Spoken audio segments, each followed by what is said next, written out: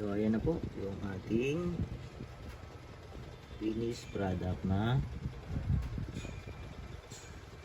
3x na ginawa nating 1x na ordinary crank. Ayan. Ang aking gagawin ngayon yung ordinary na crank, no, na 3x, request ng ating customer na gusto niyang isunod sa uso, although ano siya, baka lang, no. So gagawin nating 1x siya.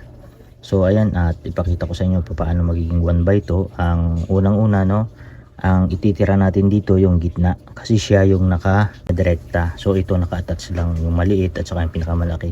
So siya yung may rivet. Ayan, sinisimulan ko na siyang barinahin kaya mayroon kayong ginagawa na ganito na magka-idea kayo. At i-share ko sa inyo. Ayan. So yung 3x gagawin nating 1x.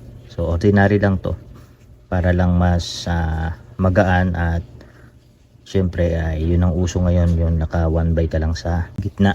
So ayan, simulan na natin.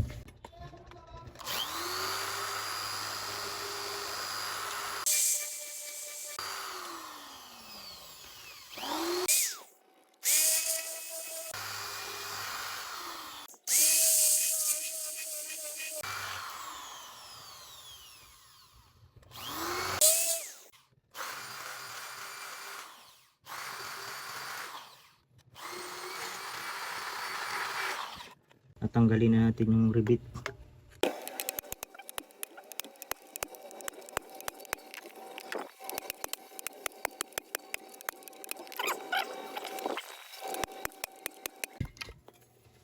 Okay, one down.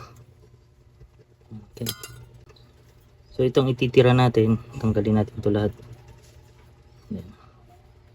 So ito, pantanggal ko na lang dito grinder kasi okay lang madamage to, kasi tatanggalin ko na to dito ko lang binarena kasi madadamage to pag grinder natin. So ayan mga parts, huwag nyo kalimutan gumamit ng salamin pag grinder kayo para safe sa mata natin, delikado kasi yan.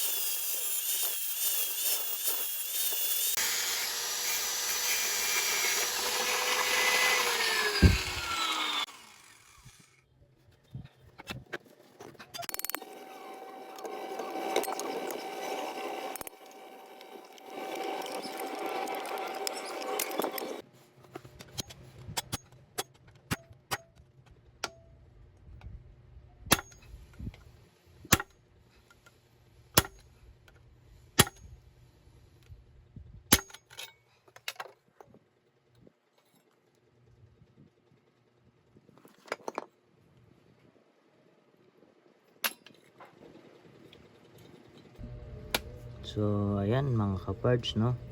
So ito yung finished product natin sa 3x na steel na ginawa nating 1x. So kung wala kayong budget or nangihinayang kayong itapon yung mga ganito dahil uso ang 1x, ayan, pwede nyo gamitin ito as 1x. At laro lang tayo, no. Ang tinatanggal dyan yung pinakamaliit kasi siya ay attach lang siya doon sa gitna, at saka yung pinakamalaki. So ang naiwan yung gitna kasi siya yung direktang nakakonekta sa arms ng crank natin. So yan, linisin muna natin para bara natin ng kerosene, then i-brush natin para magmukhang bago. Tapos apply natin ng pintura.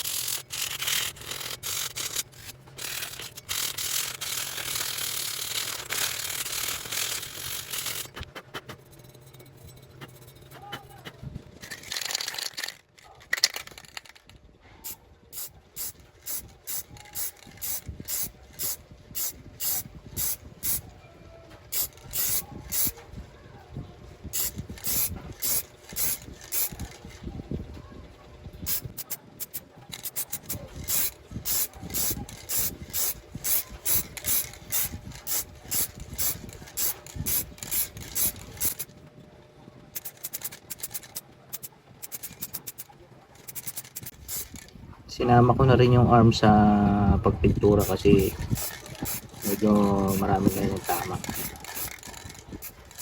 Okay. Ilagyan muna natin ng premier para makapal.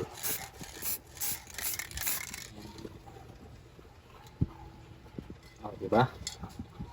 O, mukhang bagong bago na. So, patuyuin na lang natin, then kabit na natin sa bike. So, ayan na po yung ating finished product na 3x na ginawa nating 1x na ordinary crank. Ayan. So, ayan. Sa mga nakapanood, sana nakapulutan nyo ulit ako ng panibagong idea sa technique na ito. Ayan, yun nga lang, kailangan nyo talaga ng gamit na pangtanggal na mga chainring.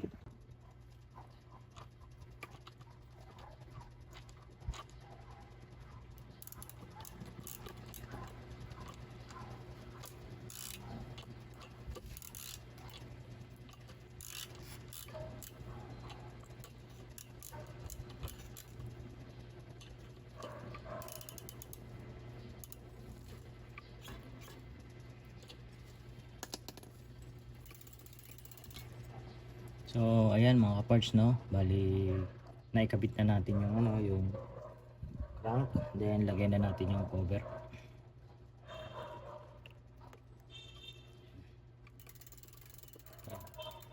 So yung dating 3x nya, no, ginawa nating 1x. So tinanggal natin yung malaki at saka yung maliit, itinira natin yung gitna. Bakit tinira natin yung gitna? Kasi siya yung naka rekta doon sa crank arm. Kasi yung dalawa ay naka-rivet yun doon sa gitna. So yun ang pwedeng tanggalin. Ayan. So ayan.